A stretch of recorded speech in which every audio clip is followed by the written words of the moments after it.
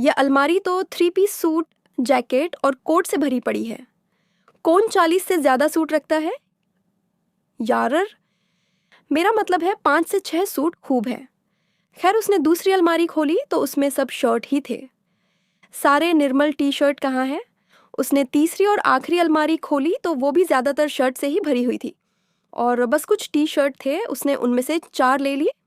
शिया, OMG, तुम T shirt नहीं पहनते हो क्या? और कितने तो कंफर्टेबल होते हैं। ऋषित, वेल, मैं एक बिजनेसमैन हूँ, इसलिए मुझे ज़्यादातर शर्ट और कोट्स ही पहनने पड़ते हैं। बस कभी कभार टी शर्ट पहन लेता हूँ। शिया, तुम्हें पहनने चाहिए, वो बहुत आरामदायक होते हैं। ऋषित, ठीक है, मैं जल्दी ही कुछ नए खरीद लूँगा। Okay darling. शिया, व्हाटएवर, और वो वहाँ से चली जाती है। शिया अपने कमरे में जाके नहा के अपने शॉर्ट और ऋषित का एक टी शर्ट पहन लेती है। तभी उसके डोर पे एक नोक होती है।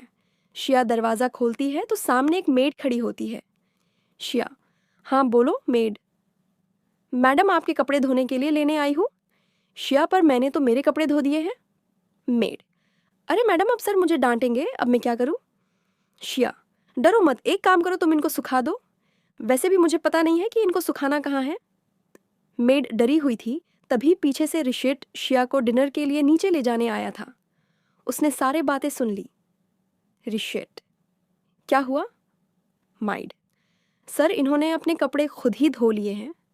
शिया, मुझे अपना काम खुद ही करने की आदत है, मैं रोज़ मेरे कपड़े खुद ही धोऊंगी, तुम बस उन्हें सुखा देना। ऋषित बस यह बात सुन के मुस्कुरा दिया और माइड को शिया की बात मानने को देख दिया। फिर ऋषित और शिया डिनर करने नीचे हाल में चल गए। बटलर ने उनको डिनर सर्व किया। शिया ने खाना शुरू करते ही, ये खाना किसने बनाया है? मैं उनसे मिलना चाहती हूँ। सरवेन एक 50 वर्ष की उम्र के कुक को बाहर लेके आया और शिया को बताया खाना इन्होंने बनाया है। शिया, अपने बहुत ही स्वादिष्ट खाना बनाया है, बिल्कुल घर जैसा। आपका बहुत बहुत धन्यवाद। शिया की बात सुन के कुक बहुत ज़्यादा खुश हो गया और उसको थैंक यू बोला। शिया, आज से मैं जब तक ये हूँ आपको काका बुलाऊंगी।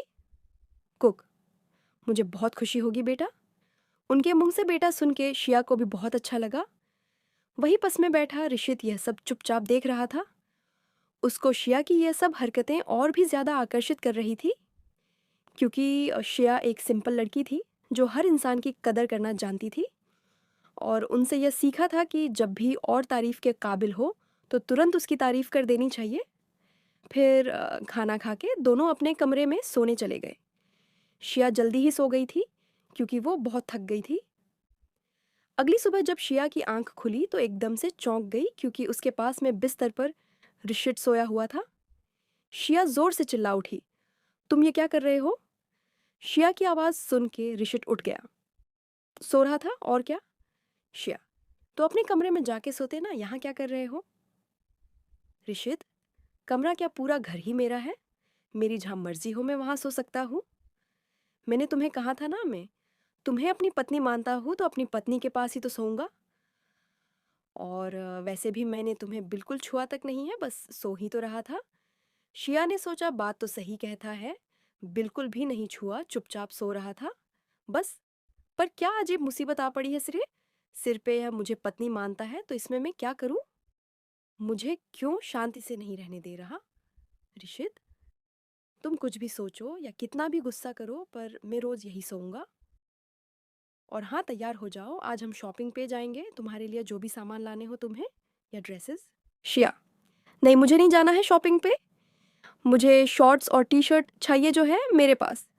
ऋषित, अच्छा ठीक है, तो फिर तुम रेडी हो जाओ, मेरे पास तुम्हारे लिए एक सरप्राइज है। शिया, कैसा सरप्राइज? ऋषित, अरे वो तुम तैयार होके नीचे आ जाओ, फिर बताता हूँ तुम्हें। आगे की कहानी अगले भाग में। Thank you.